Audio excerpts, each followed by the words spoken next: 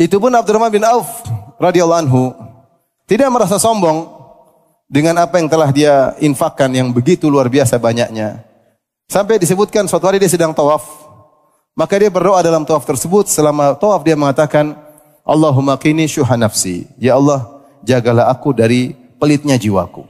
Ya Allah, jagalah aku dari pelitnya jiwa. Ada seorang tabi'in yang lihat dia, ada orang tua doa ketika tawaf, doanya selalu gitu. Tanya, ini siapa ini? Seakan-akan kalau dengar doanya, ini orang paling pelit. Makanya doanya, ya Allah jauhkan aku dari pelit, jauhkan aku dari pelit. Ternyata bukan orang pelit, orang sangat dermawan. Jibril Radio, 24 jam non-stop, dengerin kajian tanpa ribet. Pada kesempatan ini kita akan bahas tentang keberkahan dalam kehidupan, ya.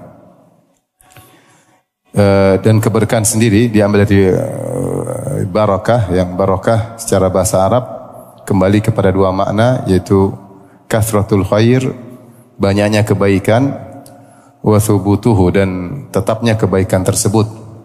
Diambil dari kata birkah, birkah itu majmal ma', kumpulan air yang banyak, dan diambil juga dari al-buruk, yaitu mendermnya onta, sehingga tidaklah dikatakan dengan suatu itu berkah kecuali maknanya Allah berikan banyak kebaikan yang menetap pada suatu tersebut. Dan keberkahan mengisyaratkan bahwasanya kebaikan tersebut bukan hanya sekedar di dunia saja, tetapi berefek pada kebaikan di akhirat. Karena suatu kalau diberkahi oleh Allah Subhanahu wa taala, kebaikannya tidak terbatas di dunia saja, tetapi setelah itu berlanjut sampai di akhirat kelak. Makanya ketika di zaman jahiliyah dahulu, kalau ada orang menikah, kemudian ada yang berdoa dengan doa birrifa wal banin, maka Nabi pun menegur. Birrifa wal banin, ini ucapan doa atau ucapan selamat bagi orang yang menikah. Maknanya birrifa yaitu semoga serasi, ya, semoga cocok. Wal banin maksudnya semoga dianugerahi anak-anak, ya, dianugerahi anak-anak. Maka Nabi melarang doa seperti itu dan Nabi mengganti dengan doa keberkahan. Barakallahu lak wa baraka alaik wa jama'a bainakuma fi khair. Kenapa? Sebagian ulama mengatakan karena doa birrifa wal banin hanya duniawi saja. Serasi pasutri, pasangan suami istri, diberkahi anak-anak, terus apa faedah kalau cuma serasi? Cuma duniawi saja. Anak-anak banyak juga kalau tidak berkah, buat apa? Ya. Oleh karenanya Rasulullah suruh ganti dengan doa bahwasanya kebahagiaan jangan dibatasi di dunia saja, tetapi hendaknya berlanjut sampai apa? Akhirat. Maka doanya barakallahu lak, semoga Allah memberkahi engkau, wa baraka alaik, dan semoga Allah menurunkan keberkahan kepadamu, yaitu sebenarnya menafsirkan maksudnya anak-anakmu nanti juga berkah. Wa jama'a bainakum fi khair, dan semoga Allah mengumpulkan kalian berdua di atas kebaikan yang besar. Sehingga di sini Rasulullah ingatkan bahwasanya yang penting bukan sekedar duniawi, banyaknya harta, banyaknya anak. Yang penting adalah diberkahinya perkara-perkara duniawi tersebut. Dan keberkahan adalah hal yang bahkan diminta oleh para nabi. Oleh karenanya Allah sebutkan tentang Nabi Nuh, wa qur rabbi anzilni munzalan mubarakan wa anta khairul munzilin. Katakanlah wahai Nuh, ya, ketika dia berlabuh di atas kapal di tengah ombak yang sangat dahsyat, berdoalah wahai Nuh, anzilni munzalan mubarakan. Ya Allah, turunkanlah aku pada tempat yang berkah dengan cara yang berkah. Wa anta khairul munzilin, dan engkau sebaik-baik yang memberi tempat. Jadi Nabi Nuh alaihissalam meminta keberkahan. Dan Allah mensifati para nabi dengan keberkahan seperti Allah mensifati Nabi Ibrahim, wa barakna alaihi wa ala Ishaq, dan kami berkahi Ibrahim dan Ishaq. Jadilah Ibrahim keluarga yang berkah, sampai kalau kita bersolawat kita mengatakan wa barik ala Muhammad wa ala ali Muhammad kama barakta ala Ibrahim wa ala ali Ibrahim. Ya Allah, berkahilah Muhammad dan keluarga Muhammad sebagaimana kau berkahi Ibrahim dan keluarga apa? Ibrahim. Karena Allah telah berkahi keluarga Ibrahim sehingga tidak ada nabi yang diutus setelah Ibrahim alaihissalam kecuali semua dari keturunan Ibrahim alaihissalam. Baik dari jalur Ishak yaitu nabi-nabi Bani Israel, atau dari jalur Ismail yaitu Nabi Muhammad sallallahu alaihi wasallam.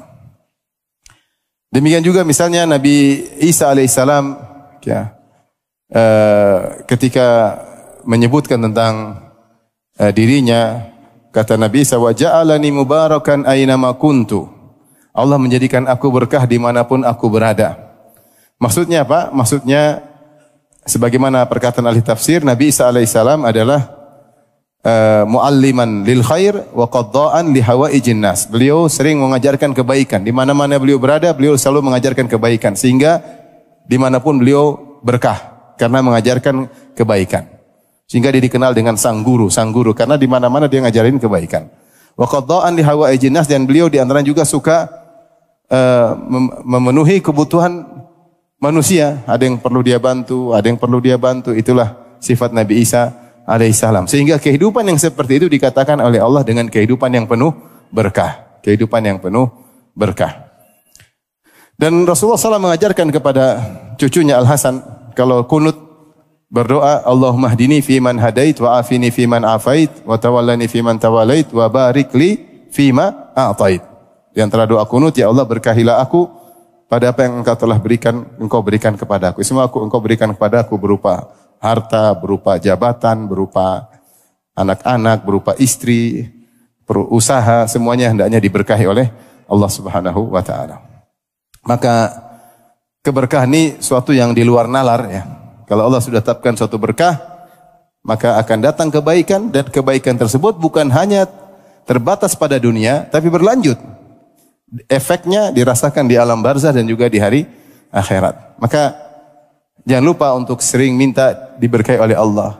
Ya Allah, barik li fi waqti, ya Allah berkahilah waktuku, ya Allah berkahilah anak-anakku, ya Allah berkahilah istriku, Allah berkahilah usahaku, ya Allah berkahilah pandanganku, berkahilah pendengaranku. Minta berkah dari Allah Subhanahu wa taala, sehingga jika telah diberkahi oleh Allah dikabulkan, maka akan menimbulkan banyak kebaikan. Saya sebutkan contoh-contoh para sahabat yang didoakan keberkahan oleh Rasulullah SAW dan luar biasa. Dampaknya luar biasa. Contoh Anas bin Malik. Anas bin Malik radhiyallahu anhu khadimur Rasul, pembantu Rasulullah SAW. Ketika Rasulullah SAW datang dari Mekah hijrah ke Madinah, maka Ummu Sulaim radhiyallahu anha, ibunya Anas, wanita yang cerdas, ingin kebaikan bagi anaknya. Maka dia pun bawa anaknya, apalagi bapaknya kafir, Anas bin Malik, Malik ini kafir ya. Kemudian meninggal ya. Ummu Sulaim muslimah, mukminah. Maka dia bawa anaknya, dia bilang, "Ya Rasulullah, hada Anas yakhdimuka." Wahai Rasulullah, ini anakku Anas akan menjadi pembantumu. Berdoalah untuknya. Dia minta Nabi doakan. Maka Rasulullah SAW mendoakan keberkahan. Kata Rasulullah SAW, Allahumma akthir malahu wa waladahu wa barik lahu fima a'taitahu. Ya Allah, banyakkanlah hartanya dan banyakkanlah apa? Anaknya, dan berkahilah pada apa yang kau berikan kepadanya. Subhanallah. Banyakkan apa? Tadi apa? Hartanya. Terus banyakkan apa? Kalau anaknya banyak, banyak istrinya enggak? Wallahu alam. Bercanda aja. Baik, setelah itu apa? Ya Allah, anugerahilah atau berkahilah apa yang kau berikan kepadanya. Dan subhanallah, Anas bin Malik hartanya sangat banyak. Anaknya sangat banyak. Sampai ketika dia menyampaikan suatu hadis, berita, dia mengatakan, anak saya sekarang, anakku dan anak-anak anakku, itu anakku dan cucuku sudah 100. Sudah 100. Dan dia mengatakan bahwasanya kebunnya, kalau orang-orang berbuah setahun sekali, kebunku berbuah setahun dua kali. Kalau Rasulullah sudah doakan keberkahan, maka luar biasa. Dan ketika diberkahi, ingat, bukan cuma masalah duniawi saja, tetapi berlanjut efeknya sampai di akhirat. Makanya tadi saya sudah sebutkan di awal pengajian, ketika ucapan selamat diucapkan oleh orang jahiliyah, birrifa wal banin, semoga serasi. Kira-kira bagus enggak semoga serasi? Bagus ya, suami istri, tapi itu duniawi. Maka Rasulullah larang, Rasulullah suruh ganti dengan apa? Keberkahan. Karena yang penting serasi tapi dalam kebaikan. Tapi serasi ternyata serasi sama-sama nonton film Korea, serasi sama-sama ke bioskop, repot. Serasi sama-sama dengar-dengar musik tentu tidak pas ya. Taib, ini contoh Anas bin Malik. Di antara contohnya lagi misalnya Urwa al-Bariqi. Urwa al-Bariqi pernah Rasulullah SAW menyuruh dia untuk membelikan 1 dinar, suruh beli kambing. Maka subhanallah dia beli 2 ekor kambing. 2 ekor kambing, 1 dinar tadi harusnya 1 ekor kambing. Dia beli 2. Terus dia jual satunya 1 dinar. Dia bawa pulang kepada Nabi, dapat 1 kambing, 1 dinarnya kembali. Maka Rasulullah doakan keberkahan kepada dia. Sampai dia dikatakan, lau ishtara turaban la rabiha fi. Seandainya si Urwa al-Bariki ini jual beli tanah, dia pasti untung. Dia pasti untung. Karena Rasulullah sudah berkahi dia. Sehingga dia kalau jual apa saja, pasti apa? Pasti laku. Ada orang seperti itu enggak? Ada, subhanallah. Ya, diberi keberkahan sehingga dia mudah mendapatkan harta. Kalau kita yang jual enggak laku-laku, kalau dia yang jual apa? Laku. Mungkin di balik itu ada kebaikan ukhrawi yang dia harapkan. Contoh lagi seperti kisah Ummu Sulaim. Ummu Sulaim setelah bapaknya Anas kafir dan meninggal, dia menikah dengan Abu Talha Al-Ansari. Ketika Abu Talha mau menikah Ummu Sulaim, saya mengatakan kau masuk Islam. Kalau masuk Islam, saya siap menikah dengan kau. Akhirnya Abu Talha Al-Ansari masuk Islam, menikah dengan Ummu Sulaim. Dan Abu Talha dan Ummu Sulaim punya anak kecil, yaitu saudara tirinya Anas bin Malik yang dikenal dengan Abu Umair. Yang Rasulullah pernah candain dia, Rasulullah mengatakan, ya Aba Umair ma fa'alan Nugair. Ketika burung peliharaannya mati, Rasulullah datangi, Rasulullah ngobrol, Rasulullah bilang, wahai Aba Umair, apa yang telah terjadi dengan burung kecilmu? Nah, Abu Umair ini sakit dan dia sangat disayang oleh Abu Talha. Karena laki-laki ya, dari pernikahan dengan istri yang soleha. Akhirnya meninggal. Ketika meninggal, Abu Talha pulang dan dia sedang puasa. Pulang ketemu dengan Ummu Sulaim. Ummu Sulaim radhiyallahu anha seorang wanita yang sangat cerdas dan soleha dan sangat sabar. Maka dia ingin menyabarkan suaminya. Karena dia tahu suaminya sangat sayang kepada putra mereka ini. Maka suaminya tanya, gimana si Abu Umair? Kata Ummu Sulaim, lebih tenang daripada sebelumnya. Dipikir sembuh. Lebih tenang maksudnya sudah meninggal, selesai. Lebih tenang daripada apa? Sebelumnya. Akhirnya dia siapkan makanan, buka puasa, kemudian dia berhias, akhirnya digauli oleh suaminya. Setelah itu dia berkata kepada suami, setelah sudah kenyang, sudah selesai syahwat, hasrat sudah selesai, maka dia bilang, wahai suamiku, bagaimana menurutmu kalau ada suatu keluarga memberi pinjaman kepada keluarga yang lainnya? Terus suatu saat dia minta kembali pinjaman tersebut. Apakah dikembalikan? Kata Abu Talha, tentu dikembalikan. Maka ketahuilah bahwasanya putra kita itu titipan dari siapa? Allah Subhanahu wa taala. Ternyata Abu Talha marah. Kau bikin begini ternyata. Sebenarnya saya takjub dengan kisah ini. Biasanya perempuan yang tidak sabar. Tetapi kali ini ternyata yang sabar justru apa? Ummu Sulaim radhiyallahu taala anha. Akhirnya Abu Talha datang kepada Nabi sallallahu alaihi wasallam menceritakan tentang apa yang terjadi. Maka Rasulullah SAW berkata, la'alla Allah yubarik lakuma fi ghabiri lailatikuma atau barakallahu lakuma fi ghabiri lailatikuma. Semoga Allah memberkahi hubungan intim kalian berdua semalam. Semoga Allah memberkahi hubungan intim kalian berdua semalam, atau semoga Allah memberkahi hubungan intim kalian semalam ya. Karena subhanallah hubungan intim tersebut dibangun di atas takwa. Si Ummu Sulaim radhiyallahu anha sengaja untuk menenangkan apa? Suaminya. Tidaklah dia melayani suaminya kecuali untuk bertakwa kepada Allah, untuk menenangkan suaminya. Akhirnya hubungan intim malam itu diberkahi. Akhirnya hamil lagi Ummu Sulaim dan punya anak namanya Abdullah. Maka disebutkan oleh sang perawi, maka aku melihat keturunan Abdullah ini 9 anak laki-laki, semuanya hafiz Quran. Semuanya hafiz Quran. Kalau Allah sudah berkahi, subhanallah, luar biasa. Ini contoh kisah Allah beri keberkahan kepada anak-anak. Contoh lagi Allah beri keberkahan kepada harta. Seperti contohnya Zubair bin Awam. Zubair bin Awam radhiyallahu anhu seorang mujahid yang terkenal, yang Rasulullah pernah berkata, "Lauka likulli nabiyyin hawari wa inna hawari Zubair bin Awam." Setiap nabi punya penolong spesial ya, dan penolong spesialku adalah Zubair bin Awam. Dan ini salah satu dari Asyrahul Mubasysyiruna bil Jannah, 10 yang dikabarkan masuk surga. Dan ibunya Zubair adalah tantenya Nabi, yaitu Sofia. Tantenya Nabi. Jadi hubungan sepupuan dengan Nabi sallallahu alaihi wasallam. Zubair bin Awam ini orang percaya sama dia sehingga orang sering kasih wadiah kepada beliau, titipan. Tetapi dia takut titipan tersebut hilang karena amanah.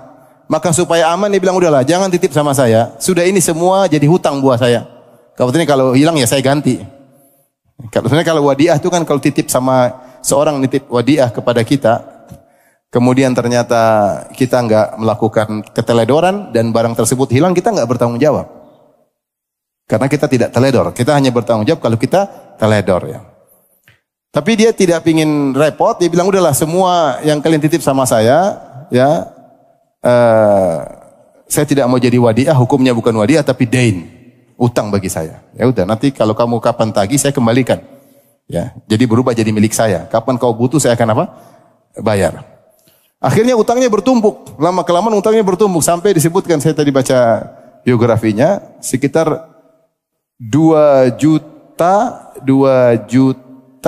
dirham. 2 juta dirham lebih. 2 juta sekian dirham. Banyak. Nah ketika perang Jamal, fitnah perang Jamal, maka dia panggil anaknya Abdullah bin Zubair. Kan nikah dengan Asma binti Abi Bakar, punya anak namanya Abdullah bin Ibnu Zubair. Maka dia bilang kepada Abdullah, ya Abdullah, menurut saya ini perang, tidaklah seorang terbunuh kecuali dalam kondisi zalim atau terzalimi. Dan menurut saya akan terbunuh pada perang ini dengan kondisi terzalimi. Wahai anakku, saya punya hutang. Saya punya hutang. Jangan lupa lunasi hutang bapakmu ini. Hutangnya banyak. Berapa? 2 juta berapa? 2 juta sekian dirham. Jadi kalau kita mau matematikakan ya, 10 dirham itu zaman dulu 10 atau 12 dirham sama 1 dinar. Zaman itu di zaman Nabi 10 dirham atau 12 dirham sama dengan 1 dinar. Taruhlah 10 dirham biar mudah kita hitung. 10 dirham sama 1 dinar. 1 dinar kalau dikonversikan sekarang 4/4 gram. 4/4 gram. Taruhlah kita bilang utangnya 2 juta. 2 juta berarti kalau kurangi 10 jadi berapa? 200 ribu dinar, ya enggak? 200 ribu dinar. 200 ribu dinar, 200 ribu kali 4 berapa? 8 kali 0,25, 800 berapa itu? Taruhlah 900 ribu dinar. 900 apa? Gram ya. Jadi contoh 200 ribu kali 4 berapa? 800 ribu gram. 800 ribu gram itu berapa kilo? 800 kilo. Iya. Berarti dia punya utang sekitar 900 kilogram emas. Ini saya kasih gambaran aja, utangnya sangat banyak. Sampai dia bilang sama putranya Abdullah bin Zubair, kalau kau tidak mampu bayar, ista'in bimaulaya. Minta tolonglah kepada tuanku. Kata dia, anakku, kalau kau tidak mampu bayar, minta tolong sama tuanku. Kata dia, ya ayahku, siapa tuanmu? Allah. Allah tuanku. Subhanallah. Akhirnya Abdullah bin Zubair ngumpulin harta-harta sisa bapaknya. Kemudian dia jual, dapat untung, dia jual, dapat untung. Kata dia, ketika saya tidak mampu, bingung bayar utang bapakku, saya bilang, ya Maula ya Zubair, wahai tuan bapakku, yaitu Allah, tolonglah aku melunasi utang bapakku. Dan akhirnya lunas, dan bahkan dia wasiatkan 1/3 hartanya, bahkan dia ninggalkan harta yang sangat banyak. Sampai disebutkan istrinya, dia punya istri 4. Dia bukan kita, dia radhiyallahu anhu punya istri 4 ketika meninggal, dan 1 istri ditinggalkan warisan 1.100.000 dirham. 1.100.000 dirham. Padahal istri 4 kalau 1 juta kali 4 berapa? 4.400.000 dirham. Ini baru 1/8 hartanya. Coba hitung berapa? Ayo yang lulusan yang punya ijazah benar hitung. Itu yang benar. Coba saya pengen hitung. Berapa? Saya pengen hitung karena para ulama juga khilaf tentang berapa harta yang ditinggalkan oleh Zubair bin Awam. Coba hitung. Taruhlah 4 juta. Mana kalkulator keluarin? 4.400.000 dirham. Itu 1/8. 1/8. Tunggu dulu. Kali 8. Jangan miliar. Kali 8 berarti berapa? 3 itu baru 2/3. Karena 1/3 sudah dikeluarkan. Taib. Berarti Itu 2/3 dari harta totalnya. Jadi yang 35 juta itu adalah 2/3 dari harta apa? Warisannya. Kalau gitu harta warisannya berapa? Kali aja 3/2. Masa lupa sih matematika? Kali aja 35 juta kali 3/2. Berapa? Kali 3 bagi 2. Dia punya uang ketika meninggal, harta warisannya 52 juta dirham. Kira-kira. 52 juta dirham, kalau kurangi 10, bagi 10 jadi berapa? 5 juta 200. Kali aja 4 gram berapa? Banyaklah. Jadi maksud saya sampai Imam Bukhari ketika membawa hadis ini dia bawa dalam bab barakatul ghazi hayyan wa mayitan. Bab tentang keberkahan seorang mujahid ketika masih hidup maupun sudah meninggal. Ketika masih sudah, dia kan keberkahannya sudah meninggal. Yang ngurusin siapa? Abdullah bin Zubair. Tapi itu peninggalan siapa? Seorang mujahid, Zubair bin Awam. Allah kalau kasih berkah luar biasa. Ini keberkahan harta. Di antara juga sahabat yang didoakan keberkahan oleh Nabi sallallahu alaihi wasallam adalah Abdurrahman bin Auf. Abdurrahman bin Auf radhiyallahu anhu ketika dia berhijrah dari Mekah ke Madinah, miskin mendadak padahal dia pedagang luar biasa, pedagang kaya raya. Miskin mendadak, Rasulullah di antara hikmahnya Nabi mempersaudarakan dia dengan seorang yang kaya. Ya, yaitu Anas bin Rabi', ya. Maka kemudian dia tawarkan kepada Abdurrahman bin Auf, kalau kau mau saya bagi setengah hartaku buat kamu dan istriku lebih dari satu. Kalau kau lihat kalau ada yang kau suka saya ceraikan, kalau sudah habis masa iddahnya silakan nikahi. Bayangkan ada seorang kaya raya kemudian miskin mendadak, kemudian dipertemankan dengan teman yang benar-benar tulus, pingin bagi hartanya setengah-setengah. Kemudian bukan cuma bagi harta, bagi istri. Istri dia bukan pilih yang paling jelek, enggak, bukan. Dia bilang, lihat mana yang kau sukai. Kalau kau suka saya ceraikan, habis masa iddahnya nikahi. Mungkin kalau kita di posisi Abdurrahman bin Auf, subhanallah, ini berkah, kesempatan ini. Tapi Abdurrahman bin Auf ternyata tidak. Dia tidak mengambil kesempatan dalam kesempitan. Dan dia berkata, enggak. Barakallahu laka fi malika wa ahlik. Dia doakan keberkahan kepada sahabatnya tersebut. Ya. Kemudian berkata, dullani ala suq, tunjukkan aku di mana pasar. Ditunjukkanlah kepada pasar Bani Qainuqa, yaitu pasarnya yang dikuasai orang Yahudi ketika itu. Maka Abdurrahman bin Auf masuk pasar, kemudian dia berjuang, berdagang, akhirnya dia dapat harta, akhirnya dia menikah dengan seorang wanita Ansariyah.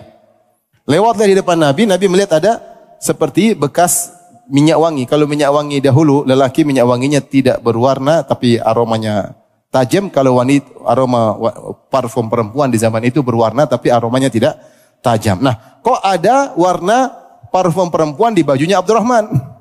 Nabi bilang, ini kan parfum perempuan, kok ada di bajunya Pak Abdurrahman? Kenapa? Anda ngapain? Kata dia, tazawwajtu, saya telah menikah. Kata Rasulullah SAW, kemudian Rasulullah SAW doakan, awlim wa bishah, bikinlah walimah, meskipun hanya seekor kambing. Rasulullah doakan keberkahan. Semoga Allah memberkahi engkau, memberkahi hartamu, memberkahi keluargamu. Subhanallah. Abdurrahman bin Auf didoakan keberkahan oleh Nabi SAW, maka dia sukses luar biasa. Sampai dia mengatakan, "Lau rafa'tu hajaran, lau rafa'tu hajaran, la wajadtu fihi dhahaban aw fiddah." Seandainya saya angkat batu, pasti saya akan dapatkan ada emas atau perak. Artinya dia usaha apa saja berhasil. Sampai duitnya sangat banyak. Sampai disebutkan dia tanya, yang pasukan tentang perang Badar yang masih hidup tinggal berapa? Dia pingin infak, pingin kasih hadiah. Ketika dicek ternyata masih ada 100 peserta perang Badar yang belum meninggal dunia. Yang lain sudah meninggal dunia. Peserta perang Badar berapa? 315, 317, 319, ada khilaf. Tinggal 100, maka masing-masing beliau kasih 400 dinar. 400 dinar. 400 dinar kalau 100 berarti berapa? 40 ribu dinar, benar kan? 40 ribu dinar itu berapa kilo? 40 ribu. Coba seribunya hilangin, jadi 40. 40 kali 4 berapa? 160? 160 sekian. Itu emas untuk bagi kepada peserta perang Badar 160 kilogram. Luar biasa. Kita duit. Jangankan emas, duit pun Ini emas. 160 kilogram dia buat bagi-bagi kepada peserta perang Badar. Dan dia juga ketika meninggalkan harta yang banyak. Dan disebutkan oleh Ibnu Hajar tentang berapa dia tinggalkan buat istrinya, 4 istrinya. Saya lupa 100 ribu sekian, 120 ribu dirham bukan dinar. Ya. Lebih banyak Zubair bin Awam ketika meninggalkan warisan kepada 4 istrinya. Mungkin Abdurrahman bin Auf sudah bagi-bagi terlebih dahulu sehingga masih tersisa. Adapun Zubair bin Awam hanya mewasiatkan bayar hutangku nak, kalau lebih sepertiga bagi-bagi, sisanya ahli waris. Itu pun Abdurrahman bin Auf radhiyallahu anhu tidak merasa sombong dengan apa yang telah dia infakkan yang begitu luar biasa banyaknya. Sampai disebutkan suatu hari dia sedang tawaf, maka dia berdoa dalam tawaf tersebut. Selama tawaf dia mengatakan, Allahumma qini syuha nafsi. Ya Allah, jagalah aku dari pelitnya jiwaku. Ya Allah, jagalah aku dari pelitnya jiwa. Ada seorang tabi'in yang lihat dia, ada orang tua doa ketika tawaf, doanya selalu gitu. Ini siapa ini? Seakan-akan kalau dengar doanya, ini orang paling pelit. Makanya doanya, ya Allah jauhkan aku dari pelit, jauhkan aku dari pelit. Ternyata bukan orang pelit, orang sangat dermawan. Tapi dia tidak merasa ujub dengan dirinya. Dia masih tetap berlindung dari rasa pelit. Agar Allah tidak memberikan dia pelit sehingga dia tetap dermawan di jalan Allah Subhanahu wa ta'ala. Ini contoh-contoh bagaimana kalau keberkahan sudah turun kepada sebagian hamba-hamba Allah Subhanahu wa ta'ala, maka diberkahi anaknya, hartanya, kehidupannya, waktunya. Sekarang kita lihat, kita hidup di zaman yang semua wasilah mudah.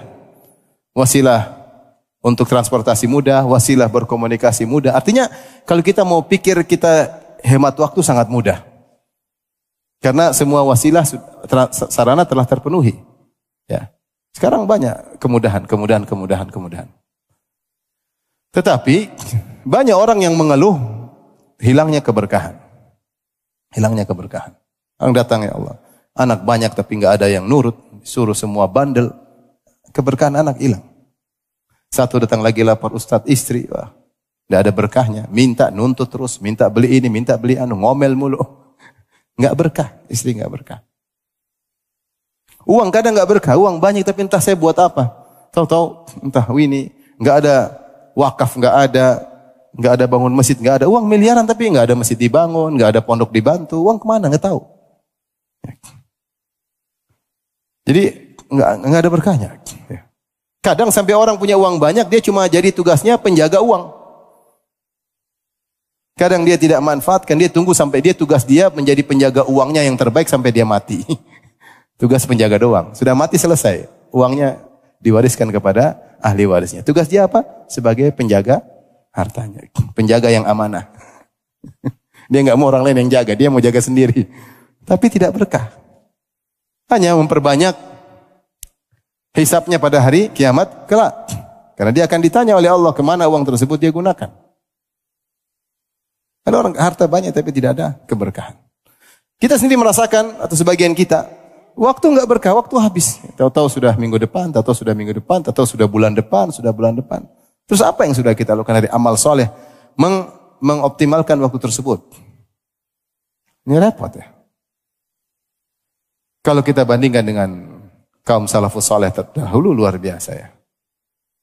Kita dengar misalnya, lihat contoh Imam Syafi'i rahimahullah. Imam Syafi'i rahimahullah di bulan Ramadan beliau khatam Quran sehari 2 kali. Sehari 2 kali. Berarti kalau 1 bulan berapa kali? 60 kali. Berkah waktunya. Bisa khatam Quran 60 kali. Imam Ahmad rahimahullah ta'ala, disebut dalam biografi beliau, setiap hari solat sunnah, siang dan malam 300 rakaat. Kalau beliau sakit, 150 rakaat. Kalau kita sehat berapa rakaat, ikhwan? Kalau sakit enggak salat.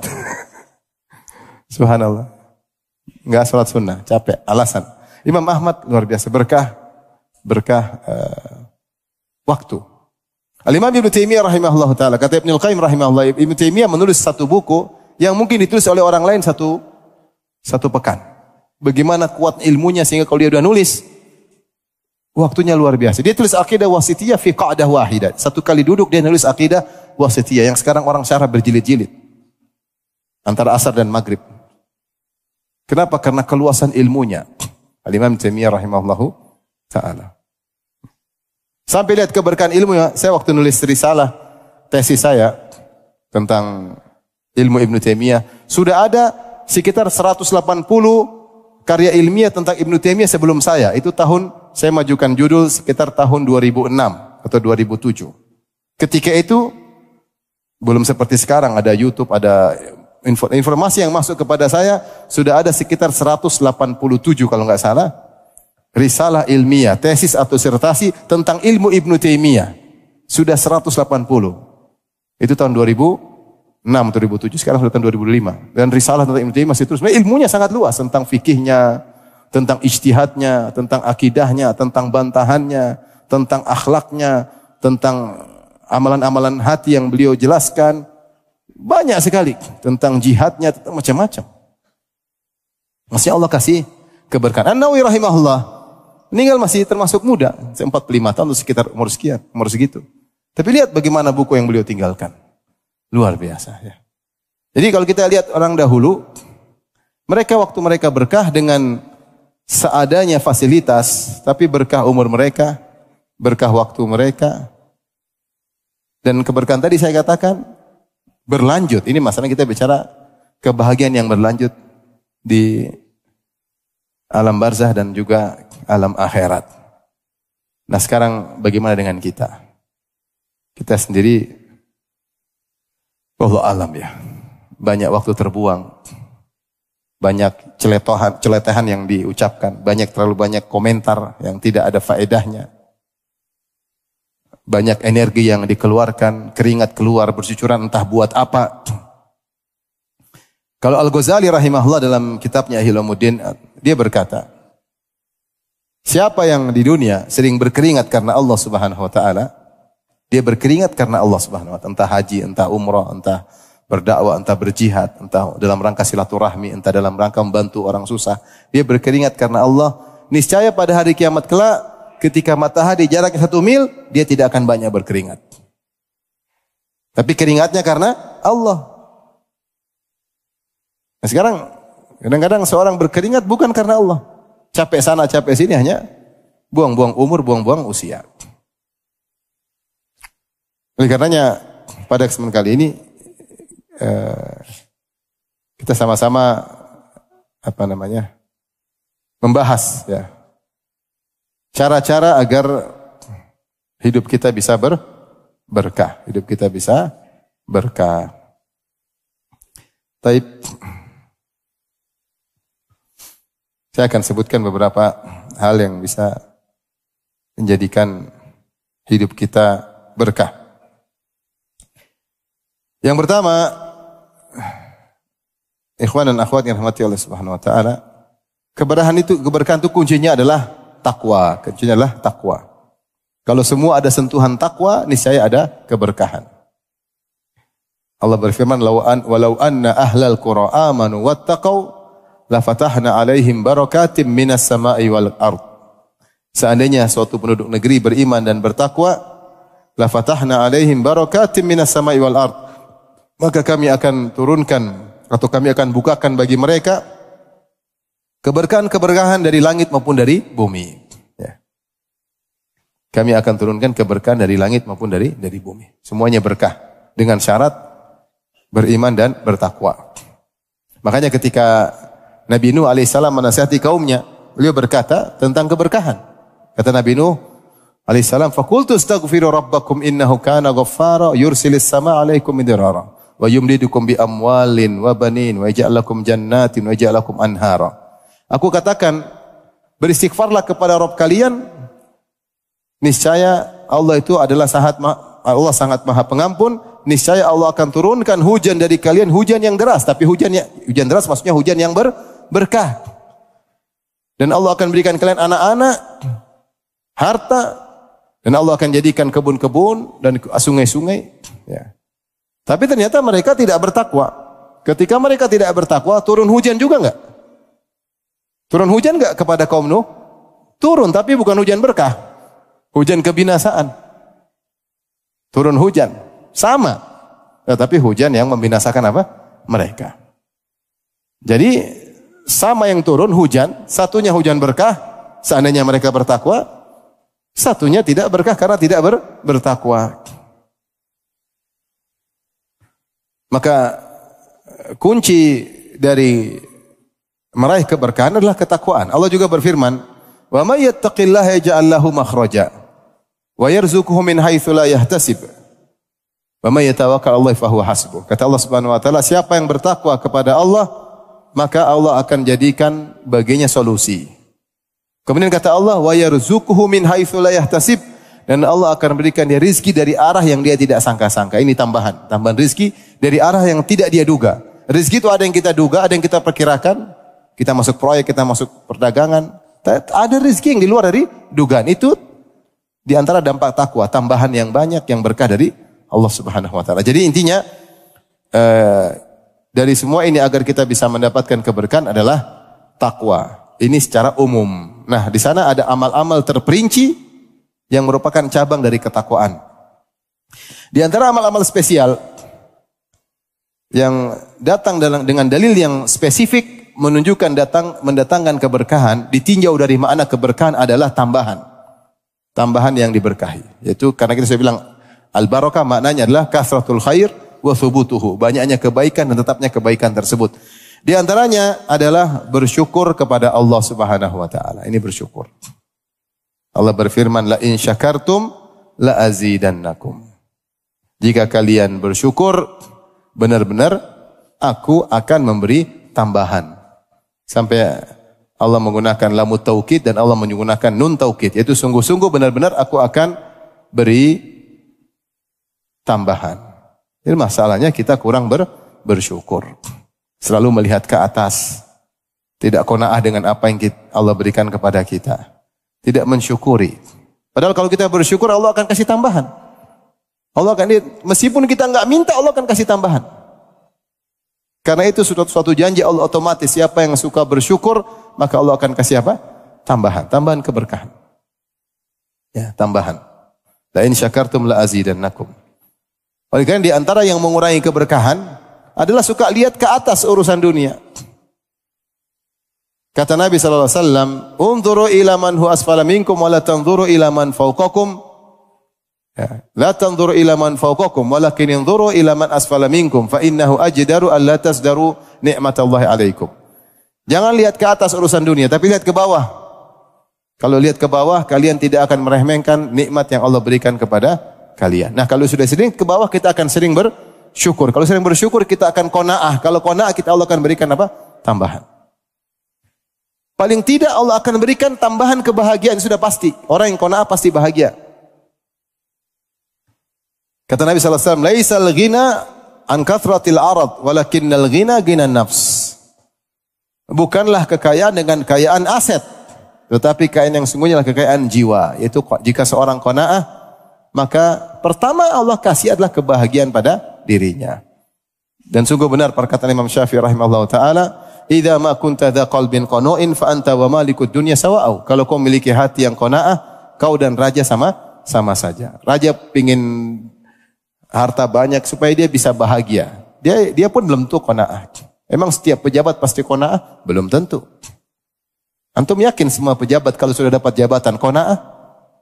Belum tentu. Mungkin semakin tamak dan semakin tamak. Kalau semakin tamak maka tidak ada bahagia. Tidak ada bahagia. Bagaimana bahagia kalau orang tamak? Tapi kalau kita sudah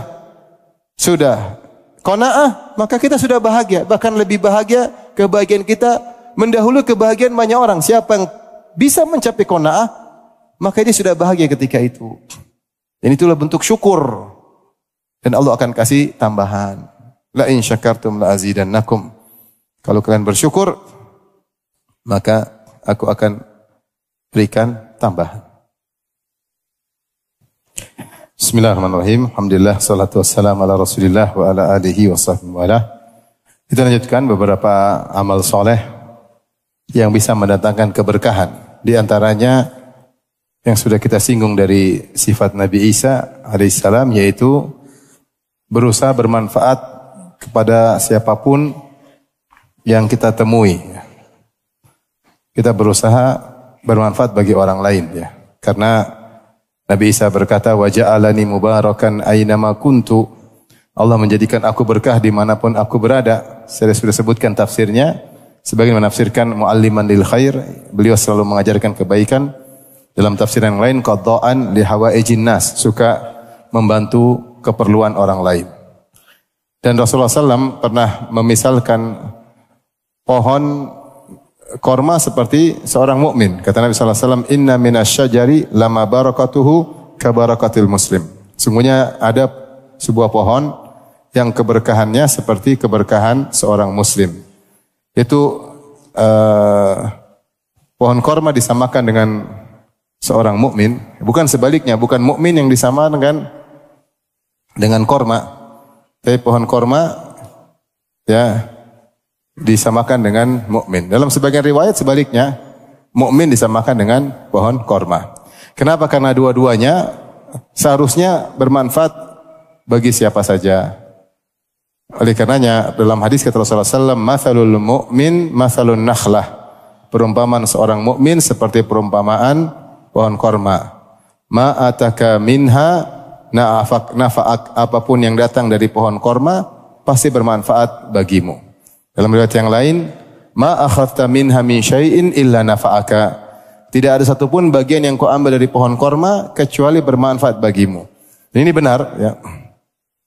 Saya pernah diterangkan oleh kawan saya, penduduk kota Madinah ya. Dia jelaskan tentang bagian korma dari atas sampai bawah semuanya bermanfaat. Terutama bagi orang-orang dahulu yang sebelum adanya kemodernisasi, ya, bagaimana mereka kehidupan mereka bertumpu ya, kepada pohon korma, pembangunan rumah, masak, perabotan rumah tangga, tikar, bantal, semua dari korma. Sampai ada yang seorang ditanya, katamu pohon korma tidak ada yang terbuang, semua bermanfaat. Terus biji korma buat apa? Ternyata biji korma juga dimanfaatkan. Ternyata biji korma itu direndam, diolah, ditumbuk, jadi makanan yang sangat bergizi bagi hewan-hewan di zaman dahulu ya. Ya mungkin sampai sekarang pun demikian. Sekarang ada juga manusia yang bikin kopi korma. Kopi biji apa? Korma ya. Maksud saya korma itu dari ujung semuanya bermanfaat. Nah, mukmin seperti itu harusnya. Nah, kita sekarang introspeksi diri, kita evaluasi. Sudahkah keberadaan saya bermanfaat untuk orang sekitar saya? Kalau sudah bermanfaat, bagaimana orang yang jauh-jauh? Apakah saya bermanfaat bagi orang jauh-jauh? Paling tidak istri kita merasakan berkah kehidupan kita, ada kebaikan yang dirasakan. Anak-anak kita merasakan bahwasanya ayahnya berkah bagi kehidupan mereka, ibunya berkah bagi kehidupan mereka. Sudahkah anak merasakan demikian? Sudahkah kakak adiknya merasakan bahwasanya keberadaan kita itu, adik kakak kita, adik kita merasakan keberadaan kita bermanfaat bagi mereka? Sudahkah tetangga kita merasakan demikian? Kita renungkan. Dan itu sebagai tanda bahwasanya hidup kita berkah. Kalau hidup kita berkah, orang sekitar kita merasakan manfaat. Baik dari sisi perilaku kita, dari bantuan kita, pengorbanan kita, waktu kita, ya. Kalau orang-orang sudah merasakan manfaat kita, pegawai kita, ya, atasan kita, insya Allah hidup kita berkah. Maka tidaklah kita berusaha aktivitas kita kecuali bermanfaat untuk diri sendiri dan juga untuk orang lain. Karena di antara makna keberkahan adalah bermanfaat bagi orang lain. Rasulullah SAW mengatakan, khairukum anfa'ukum linnas. Sebaik-baik kalian adalah yang paling bermanfaat bagi orang lain. Taib. Di antara amal yang menjadikan seorang bermanfaat atau berkah adalah kalau mengambil harta dunia, jangan tamak. Tamak terhadap dunia menghilangkan keberkahan. Ini nasihat yang pernah disampaikan Nabi SAW kepada Hakim bin Hizam. Hakim bin Hizam ponakannya Khadijah. Rasulullah SAW pernah berkata kepadanya, inna hadzal mal khadirun hulwun. Sungguhnya harta itu adalah hijau dan manis. Hijau enak dipandang, manis dirasakan. Yang buat orang tertarik untuk terus memandangnya. Yang buat orang tertarik untuk merasakannya, mencicipinya. Orang kalau punya uang banyak, meskipun tidak dia gunakan, dia sudah senang. Dia buka ATM isinya 5 miliar, dia lihat terus, padahal dia nggak belanjain. Kenapa? Ngelihat jumlahnya ya sudah sedap dilihat. Lalu kemudian dia belikan ini, belikan anu, belikan ini. Dunia seperti itu, harta seperti itu. Ini sudah kodrat harta seperti itu. Manusia cinta dengan harta. Wa innahu li hubbil khairi lasyadid. Sungguhnya manusia itu sangat kecintaannya kepada harta sangat kuat. Rasulullah mengatakan inna hadzal mal khadirun hulwun. Sungguhnya dunia harta itu hijau dan manis. Faman akhadahu bisakhawati nafsin burika lahu fih. Perhatikan ini. Siapa yang mengambil harta dengan sakhawah yaitu tidak tamak, dengan jiwa yang biasa aja, ya senang tapi tidak tamak, tidak rakus, maka akan diberkahi hartanya.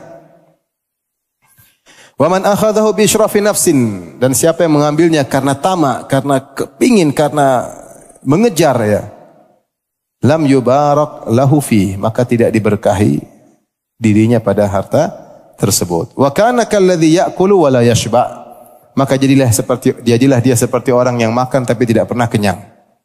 Ya, tidak pernah puas. Sehingga tidak diberkahi. Cari-cari harta enggak pernah berhenti. Rakus dengan harta tersebut. Kalau sudah rakus dia berat untuk mengeluarkannya. Mengeluarkannya pun perlu dengan perhitungan. Kenapa? Karena jiwanya benar-benar terikat tamak dengan harta. Ini tidak diberkahi, hartanya tidak diberkahi. Tapi kalau dia sama harta, dia tidak tamak. Dapat ya bagi-bagi, dia dapat ya senang, siapa yang tidak, tapi tidak tamak, tidak rakus. Kita bisa mengukur jiwa, kok rakus sekali sih kita ini, rakus. Hati-hati. Kalau rasa kerakusan, ketamakan, benar-benar mengejar harta sampai tamak, itu nanti tidak diberkahi, hasilnya tidak diberkahi. Tata diri, tata jiwa, ya, saya suka, harta semua orang suka, tapi jangan tamak. Biasa saja tamak, ya sudah. Dapat, jangan sampai akhirnya maksakan diri, akhirnya ingin untung berlebihan, maksakan diri, akhirnya menempuh jalan-jalan yang tidak benar, maksakan diri. Tidak ada berkahnya. Rasulullah yang bilang, siapa yang mengambil harta ini dengan tamak, ya, maka dengan semangat yang luar biasa, lam yubarak lahu fih, maka Allah tidak berkahi. Makanya di antara salah satu sebab kenapa harta tidak berkah, karena tamak. Seorang ketika mencarinya dengan tamak dan rakus. Ya. Tamak dan rakus. Tapi kalau dia tidak tamak, dia mengeluarkan juga mudah. Sehingga hartanya jadi berkah. Hartanya jadi berkah. Taib, di antara sebab kehidupan seorang diberkahi adalah mengatur waktu. Dia tidak buang-buang waktunya, dia atur waktu. Dan ini sebagian ulama mengambil faedah dari doa Nabi sallallahu alaihi wasallam, Allahumma barik li ummati fi bukuriha. Ya Allah, berkahilah kepada umatku di pagi hari mereka. Wa kana idza ba'asa sariyatan aw jaishan ba'athahum fi awalin nahar. Ada Rasulullah SAW kalau ngirim pasukan, dia ngirim di awal hari, yaitu di pagi hari, untuk mencari keberkahan. Wa kana Sakhrun, ya, sahabat perawi hadis ini itu Sakhr bin Wada'ah Al-Ghamidi. Wa kana Sakhrun, perawi hadis ini, rajulan tajiran, seorang berniaga, pedagang. Wa kana yab'athu tijaratahu fi awalin nahar fa asra wa kathura maluhu.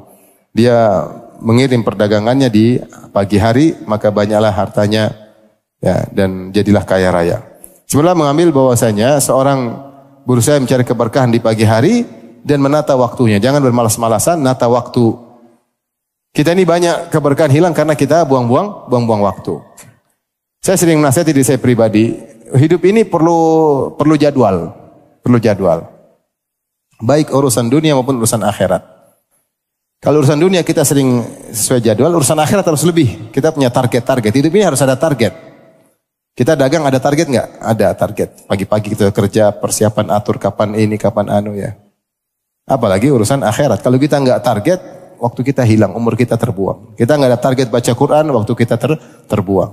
Kita nggak ada punya target setiap tahun saya pengen umrah misalnya. Kita akan punya target, kita akan menuju ke target tersebut dan Allah akan mudahkan. Ya, saya punya target untuk membantu anak yatim, saya punya target untuk ini, saya punya target bangun malam. Harus ada target, itu punya target. Para ulama dahulu juga mereka target.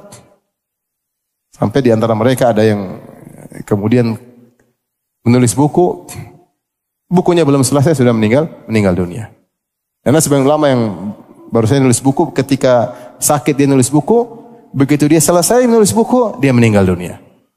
Jadi hidup ini harus ada target. Kalau nggak ada target, ya, terutama proyek-proyek akhirat, maka akhirnya kita ngalor ngidul nggak jelas, waktu kita habis, berkahnya hilang. Taib, dan terakhir tentunya sebabnya masih banyak, tapi sudah saya pernah sampaikan di kajian yang lain. Saya tidak pengen ulang. Nanti kalau antum pengen dengar, nonton kajian yang lain yang kemarin saya sampaikan di Karanganyar, juga judul yang sama tentang berkah dalam kehidupan, tapi poin-poinnya saya tidak ulangi lagi di sini ya. Terakhir, berdoa kepada Allah Subhanahu wa taala, jangan lupa untuk terus berdoa. Di antaranya kalau salat witir jangan lupa doa kunut. Allahumma barik lana fi Allahumma hadina fi man hadait wa afina fi man afait wa tawallana fi man tawallait wa barik lana fi ma a'tait. Kalau salat sendiri, wa barik li fi ma a'tait. Ya Allah, berkahilah apa yang Kau berikan kepadaku. Sambil kita resapi doa tersebut. Ya Allah, Engkau berikan kepadaku istri, kepadaku anak-anak, kepadaku ilmu, kepadaku niaga, kepadaku usaha. Jadikanlah itu semua berkah dalam hidupku, sehingga kebahagiaan itu tidak terhenti hanya di dunia, tapi berlanjut menjadi taman surga di alam barzah, dan kemudian menjadi kebahagiaan di surga kelak. Jibril Radio, 24 jam nonstop, dengerin kajian tanpa ribet.